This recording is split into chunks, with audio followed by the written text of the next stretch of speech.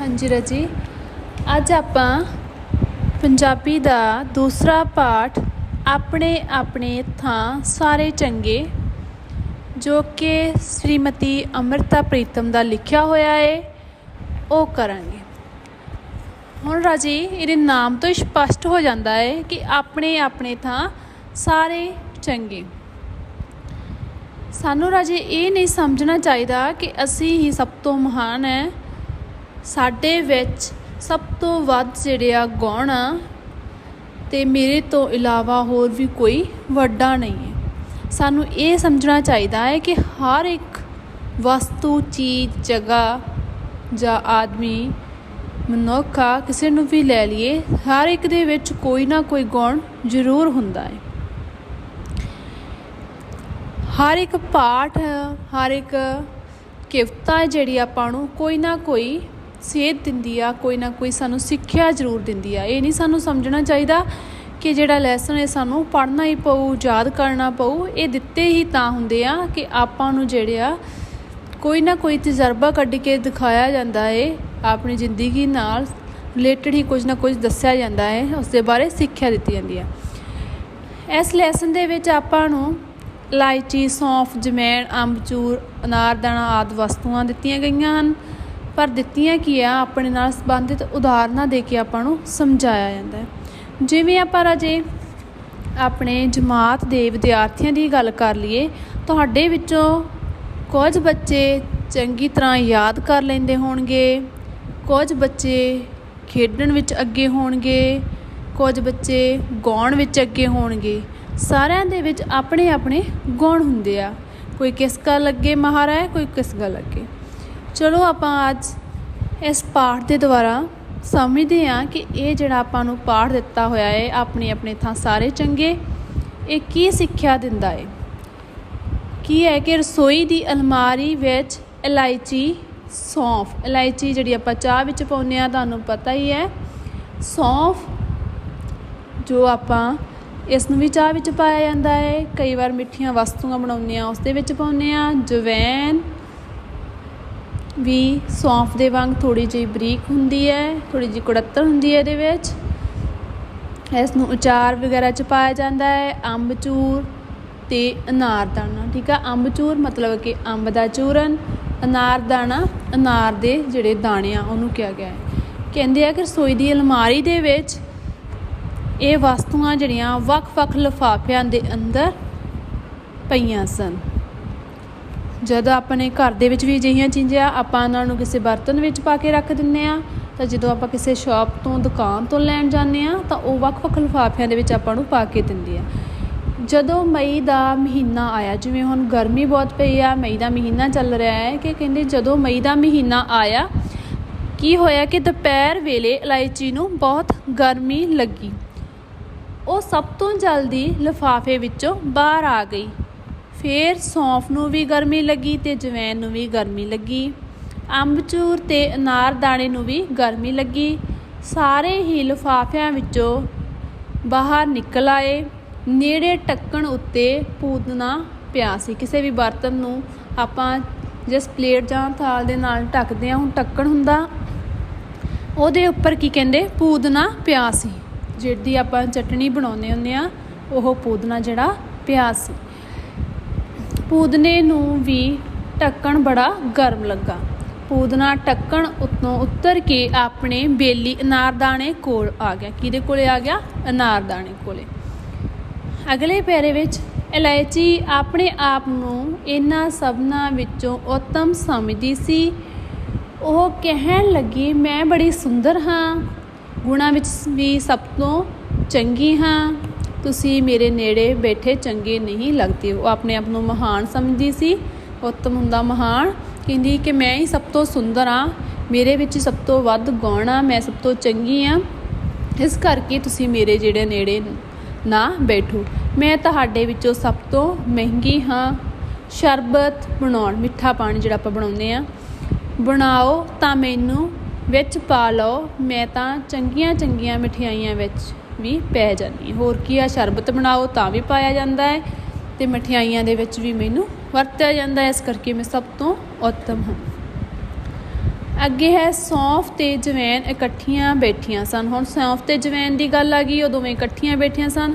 ਜਵੈਣ ਨੇ ਸੌਂਫ ਨੂੰ ਕਿਹਾ, ਦੇਖ ਭੈਣੇ, ਅੱਜ ਇਲਾਇਚੀ ਨੂੰ ਕੀ ਗਰਮੀ ਚੜ੍ਹ ਗਈ ਹੈ।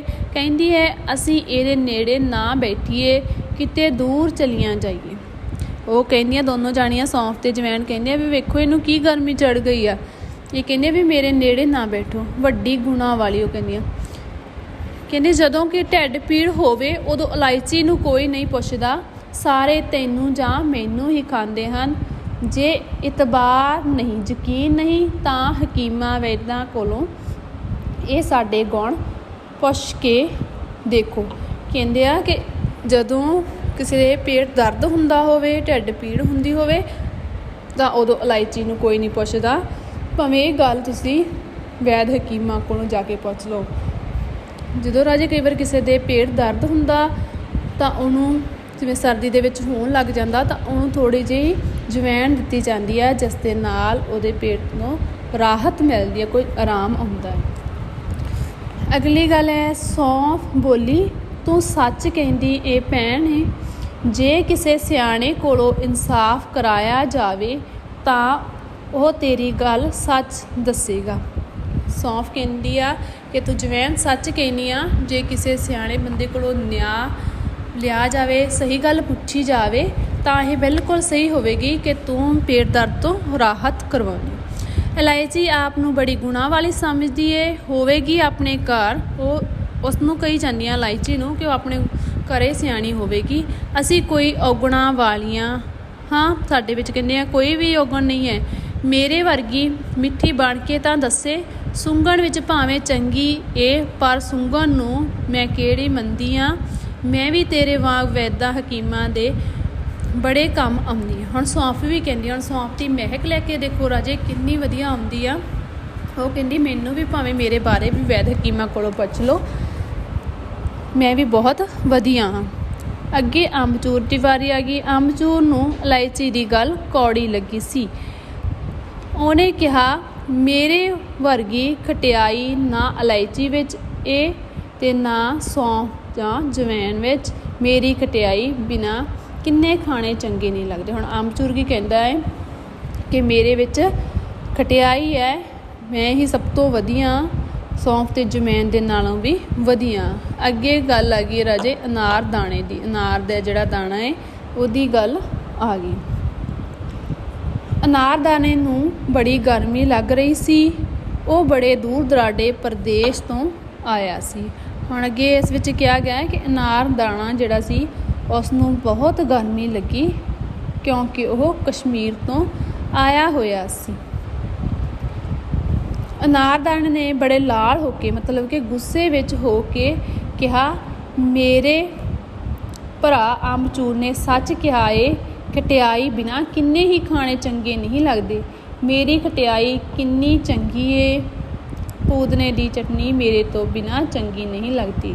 ਅਨਾਰਦਾਨਾ ਕਹਿੰਦਾ ਹੈ ਕਿ ਪੂਦਨੇ ਦੀ ਚਟਨੀ ਆ ਜਿਹੜੀ ਉਹ ਮੇਰੇ ਤੋਂ ਬਿਨਾਂ ਚੰਗੀ ਨਹੀਂ ਲੱਗਦੀ, ਕਿਉਂਕਿ ਮੈਂ ਪੂਦਨੇ ਦੀ ਚਟਨੀ ਵਿੱਚ ਪਾਇਆ ਜਾਂਦਾ ਤਾਂ ਪੂਦਨੇ ਦਾ ਚਟਨੀ ਦਾ ਟੇਸਟ ਜਿਹੜਾ ਸਵਾਦ ਆ ਹੋਰ ਵੀ ਵੱਧ ਜਾਂਦਾ ਵੱਧ। ਅੱਗੇ ਕਹਿੰਦੇ ਆ, ਪੂਦਨੇ ਨੂੰ ਆਪਣੇ ਸਾਥੀ ਅਨਾਰਦਾਨੇ ਦੀ ਗੱਲ ਬੜੀ ਚੰਗੀ ਲੱਗੀ ਸੀ। ਹੁਣ ਪੂਦਨੇ ਨੂੰ ਆਪਣਾ ਸਾਥੀ ਜਿਹੜਾ ਸੀ ਅਨਾਰਦਾਨਾ, ਉਹਦੀ ਗੱਲ ਬਹੁਤ ਚੰਗੀ ਲੱਗੀ, ਕਿਉਂਕਿ ਉਸਨੇ ਪ੍ਰਸ਼ੰਸਾ ਕੀਤੀ ਸੀ ਕਿ ਉਹਦੇ ਨਾਲ ਮੈਂ ਜਿਹੜਾ ਹੋਰ ਵੀ ਵਧੀਆ ਲੱਗਦਾ, ਕਿਉਂਕਿ ਉਸਦੀ ਚਟਨੀ ਨੂੰ ਬਹੁਤ ਹੀ ਸਵਾਦ ਬਣਾ ਦਿੰਦਾ। ਪੂਦਨੇ ਨੇ ਕਿਹਾ, ਮੈਂ ਤੁਹਾਡੇ ਵਿੱਚੋਂ ਸਾਰਿਆਂ ਤੋਂ ਸਸਤਾ ਹਾਂ, ਪਰ ਸਿਆਣਾ ਹਾਂ ਸਭ ਤੋਂ ਵੱਧ। ਹੁਣ ਪੂਦਨਾ ਰਾਜੇ ਤੁਹਾਨੂੰ ਆਮ ਹੀ ਜਿਹੜਾ ਹੈ ਉਹ ਮਿਲ ਜਾਂਦਾ ਹੈ ਲੋਕਾਂ ਦੇ ਪਿੰਡਾਂ ਵਿੱਚ, ਜਿਹੜਾ ਖੇਤਾਂ ਵਿੱਚ ਲੱਗਿਆ ਹੁੰਦਾ ਹੈ, ਘਰਾਂ ਦੇ ਵਿੱਚ ਵੀ ਤੁਸੀਂ ਦੇਖ ਸਕਦੇ ਹੋ।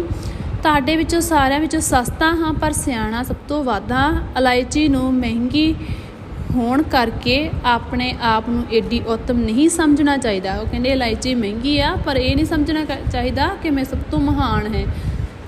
ਉਹਨੂੰ ਸਾਡੇ ਨੇੜੇ ਬੈਠਿਆਂ ਨੱਕ ਮੂੰਹ ਨਹੀਂ ਚੜਾਉਣਾ ਚਾਹੀਦਾ, ਮਤਲਬ ਕਿ ਗੁੱਸਾ ਨਹੀਂ ਕਰਨਾ ਚਾਹੀਦਾ ਵੀ ਇਹ ਮਾੜੇ ਹਨ, ਉਸ ਨੂੰ ਸਾਡੇ ਨਾਲ ਬੈਠਣਾ ਚਾਹੀਦਾ ਹੈ। ਸਾਰਿਆਂ ਵਿੱਚ ਵੱਖ ਵੱਖ ਗੁਣ ਹੁੰਦੇ ਹਨ, ਜਿਵੇਂ ਚਟਨੀ ਲਈ ਮੈਂ ਤੇ ਅਨਾਰਦਾਨਾ ਦੋਵੇਂ ਚੰਗੇ ਹਨ। ਹੁਣ ਰਾਜੇ ਤੁਹਾਨੂੰ ਪਤਾ ਲੱਗ ਗਿਆ ਨਾ ਕਿ ਇਸ ਪੂਤਨਾ ਕੀ ਕਹਿੰਦਾ ਹੈ ਕਿ ਇਲਾਇਚੀ ਨੂੰ ਨੱਕ ਵੱਲ ਨਹੀਂ ਕੱਢਣਾ ਚਾਹੀਦਾ, ਕਿਉਂਕਿ ਸਾਰਿਆਂ ਵਿੱਚ ਗੁਣ ਹੁੰਦੇ ਆ। ਜਿਵੇਂ ਚਟਨੀ ਲਈ ਮੈਂ ਤੇ ਅਨਾਰਦਾਨਾ ਦੋਵੇਂ ਚਾਹੀਦੇ ਆ, ਇਸੇ ਤਰ੍ਹਾਂ ਸਾਡੇ ਵਿੱਚੋਂ ਸਾਰੀਆਂ ਚੀਜ਼ਾਂ ਦੀ ਲੋੜ ਪੈਂਦੀ ਰਹਿੰਦੀ ਹੈ। ਸਾਨੂੰ ਸਾਰਿਆਂ ਨੂੰ ਬੇਲੀ ਬਣ ਕੇ, ਮਿੱਤਰ ਬਣ ਕੇ ਰਹਿਣਾ ਚਾਹੀਦਾ ਹੈ। ਸਾਰੇ ਆਪਣੀ ਆਪਣੀ ਥਾਂ ਚੰਗੇ ਹਨ। ਪੂਦਨੇ ਦੀ ਗੱਲ ਇਲਾਇਚੀ, ਜਵੈਣ, ਅੰਬਚੂਰ, ਅਨਾਰਦਾਣੇ ਸਾਰਿਆਂ ਨੇ ਸੁਣੀ। ਹੁਣ ਇਹਨਾਂ ਸਾਰਿਆਂ ਨੇ ਪੂਦਨਾ ਜੋ ਗੱਲ ਕਰ ਰਿਹਾ ਸੀ ਉਹ ਉਸ ਨੂੰ ਸੁਣਿਆ। ਪੂਦਨੇ ਦੀ ਗੱਲ ਸਿਆਣੀ ਤੇ ਇਨਸਾਫ ਵਾਲੀ, ਨਿਆਂ ਵਾਲੀ ਲੱਗੀ। ਸਿਆਣੀ ਸਮਝਦਾਰ ਲੱਗੀ ਪੂਦਨੇ ਦੀ ਗੱਲ। ਇਲਾਇਚੀ, ਸੌਂਫ ਤੇ ਜਵੈਣ, ਅੰਬਚੂਰ ਤੇ ਅਨਾਰਦਾਣੇ ਨੂੰ ਪੂਦਨੇ ਦਾ ਕਿਹਾ ਚੰਗਾ ਲੱਗਿਆ। ਹੁਣ ਇਹ ਸਾਰੀਆਂ ਵਸਤਾਂ ਸੀ, ਇਹਨਾਂ ਨੂੰ ਪੂਦਨੇ ਦੀ ਗੱਲ ਬਹੁਤ ਵਧੀਆ ਲੱਗੀ। ਸਾਰਿਆਂ ਨੇ ਵਚਨ ਦਿੱਤਾ, ਵਾਅਦਾ ਕੀਤਾ ਕਿ ਉਹ ਇੱਕ ਦੂਜੇ ਦੇ ਅਸਲੀ ਸਾਥੀ ਬਣਨਗੇ ਤੇ ਇਕੱਠੇ ਰਲ ਕੇ ਰਹਿਣਗੇ, ਰਲ ਮਿਲ ਕੇ ਰਹਿਣਗੇ, ਇੱਕ ਦੂਸਰੇ ਦੇ ਸਾਥੀ ਬਣਨਗੇ। ਉਹ ਕਿਸੇ ਨਾਲ ਲੜਨਗੇ ਨਹੀਂ ਕਿ ਤੂੰ ਵੱਡਾ ਹੈ ਜਾਂ ਮੈਂ ਵੱਡਾ ਹੈ। ਦੁਪਹਿਰ ਦੀ ਤਿੱਖੀ ਗਰਮੀ ਘੱਟ ਚੁੱਕੀ ਸੀ। ਉਹ ਕਹਿੰਦੇ ਦੁਪਹਿਰ ਦੀ ਗਰਮੀ ਜਿਹੜੀ ਸੀ ਉਹ ਘੱਟ ਚੁੱਕੀ ਸੀ, ਮਤਲਬ ਕਿ ਸ਼ਾਮ ਦਾ ਸਮਾਂ ਹੋਣਾ ਸ਼ੁਰੂ ਹੋ ਗਿਆ ਸੀ। ਅਸਮਾਨ ਉੱਤੇ ਬੱਦਲ ਵੀ ਆ ਗਏ ਸਨ। ਇਲਾਇਚੀ, ਜਵੈਣ, ਅੰਬਚੂਰ ਤੇ ਅਨਾਰਦਾਨਾ ਸਾਰੇ ਖੁਸ਼ ਹੋ ਗਏ, ਕਿਉਂਕਿ ਉਹਨਾਂ ਨੂੰ ਪੂਤਨੇ ਦੀ ਗੱਲ ਸਮਝ ਆ ਗਈ ਸੀ, ਇਸ ਕਰਕੇ ਉਹ ਖੁਸ਼ ਹੋ ਗਏ ਸੀ ਤੇ ਆਪਣੇ ਆਪਣੇ ਲਿਫਾਫਿਆਂ ਵਿੱਚ ਜਾ ਕੇ ਮਿੱਠੀ ਨੀਂਦਰੇ ਸੌਂ ਗਏ। ਪੂਦਨਾ ਵੀ ਢੱਕਣ ਤੇ ਜਾ ਕੇ ਲੇਟ ਗਿਆ। ਉਹਨੂੰ ਨੀਂਦਰ ਆਈ। ਪੂਦਨਾ ਫਿਰ ਆਪਣੀ ਜਗ੍ਹਾ 'ਤੇ ਜਾ ਵੜਿਆ ਤੇ ਉਸਨੂੰ ਨੀਂਦਰ ਆ ਗਈ। ਉਹ ਰਾਤ ਪੈਣ ਤੱਕ ਜਾਗਦਾ ਰਿਹਾ ਤੇ ਰਾਤ ਨੂੰ ਰਸੋਈ ਦੀ ਬਾਰੀ ਵਿੱਚੋਂ ਅਸਮਾਨ ਉੱਤੇ ਚਮਕਦੇ ਤਾਰੇ ਤੱਕਦਾ ਰਿਹਾ। ਹੁਣ ਕੀ ਕਹਿੰਦੇ ਸੀ, ਰਾਤ ਪੈ ਗਈ ਸੀ। ਸਾਰੇ ਜਾਣੇ ਆਪਣੀ ਆਪਣੀ ਜਗ੍ਹਾ 'ਤੇ ਜਾ ਕੇ ਸੌਂ ਗਏ, ਪੈ ਗਏ ਤੇ ਪੂਦਨਾ ਜਿਹੜਾ ਸੀ ਉਹ ਢੱਕਣ ਦੇ ਉੱਪਰ ਜਾ ਕੇ ਲੇਟ ਗਿਆ ਤੇ ਉੱਥੇ ਉਹ ਰਸੋਈ ਦੀ ਬਾਰੀ ਦੇ ਵਿੱਚੋਂ ਅਸਮਾਨ ਨੂੰ ਦੇਖ ਰਿਹਾ ਸੀ। ਅਸਮਾਨ ਦੇ ਵਿੱਚ ਜਿਹੜੇ ਚਮਕਦੇ ਤਾਰੇ ਆ ਕਿਸ ਤਰ੍ਹਾਂ ਚਮਕ ਰਹੇ ਆ ਉਹ ਦੇਖ ਰਿਹਾ ਸੀ।